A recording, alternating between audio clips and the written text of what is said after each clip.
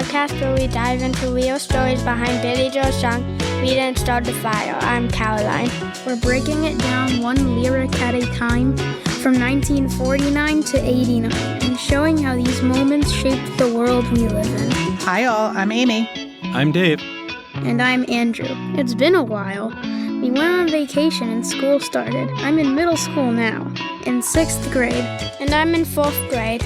It's been a good start to the school year, but before we get started today, let's do a very special shout out to all the people who work for the U.S. government. They're either working without a paycheck because they're called essential employees or not allowed to work at all and also aren't getting paid. As of this recording, the government has been shut down for several days because Congress hasn't agreed on a budget to keep things running. Sometimes current events can be hard for kids to understand, so we want to give you a little more context. When the government shuts down, that means the services people rely on are immediately paused. National parks close, museums lock their doors, food and health programs end, and millions of people's jobs are suddenly in limbo. It's a political battle in Congress over what should be funded and how much to spend, but the American people are the ones who are suffering.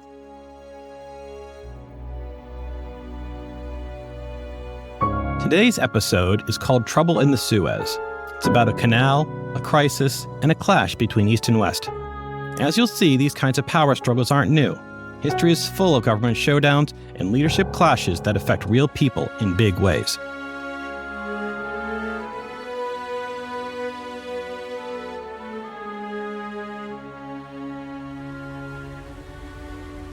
The Suez Canal is a narrow waterway in Egypt that connects the Mediterranean Sea to the Red Sea. It's super important for trade, like a shortcut for ships going between Europe and Asia. For a long time, the canal was controlled by Britain and France. Even though it's located in Egypt, that didn't sit well with many Egyptians. So in 1956, Egypt's president, 𝗂𝗵 Nasser, took a bold step. He said the canal now belonged to Egypt, period. We talked about Nasser in an earlier episode.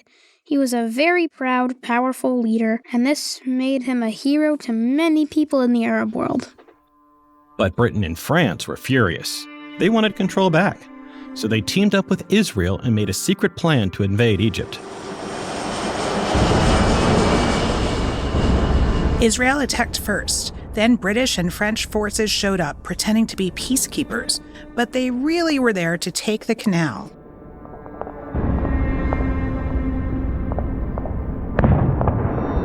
It was a surprise attack. Egypt didn't have much warning, and suddenly it was being invaded from 3 sides. This was right in the middle of the Cold War, too. So the United States and the Soviet Union both got involved, even though neither one sent troops. And here's where it gets interesting. You'd think the U.S. would support Britain and France. They were allies. But President Eisenhower was angry they acted without asking him. So the U.S. said no. Eisenhower told them to stop and get out, and threatened to hurt their economies if they didn't. That's a big deal. One superpower telling its own friends to back down, that doesn't happen every day.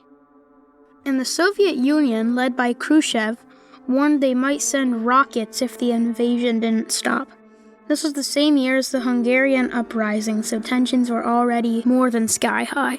With pressure from both the U.S. and the Soviets, Britain, France, and Israel pulled out. Nasser kept control of the canal. It was a huge win for Egypt and for countries that were trying to break free from colonial rule. And it showed that power was shifting. The old European empires were losing control, and the Cold War superpowers were calling the shots. We saw something similar in our Budapest episode, even though the situations were way different. Both showed how the Cold War could affect small countries in big ways. The Suez Crisis didn't lead to a world war, but it changed how countries worked together. The United Nations stepped in to help keep peace, and new alliances started forming. And for Nasser, it was a huge moment. He became a symbol of Arab pride and independence. But it also showed how complicated things could get. One canal turned into a global emergency. That's why Billy Joel included Trouble in the Suez in the song. It wasn't just about a place, it was about power, politics, and the start of a new world order.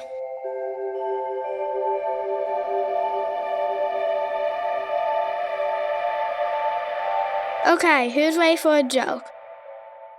What do you call a fake noodle? What? An imposter. That makes sense. I like that one. Thank you for joining us on History Ignited. We've got more history coming your way soon.